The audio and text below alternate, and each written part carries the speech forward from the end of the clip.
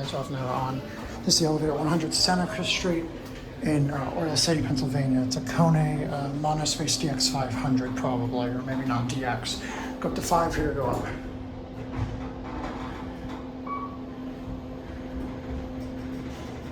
Interesting, just a random KONE here in Oil City in Venango County.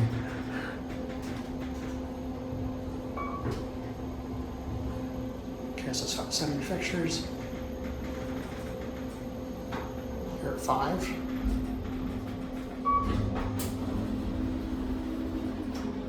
Back down to 1. I think there was an older elevator here before this was installed.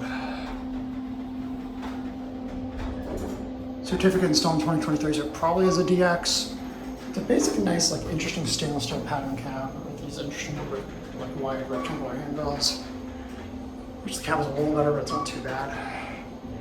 It's kind of modern. The building's kind of modern right now, anyhow. Here we're back at 1. Creaky typical KONE. Yeah. Yeah, I mean, I would like that.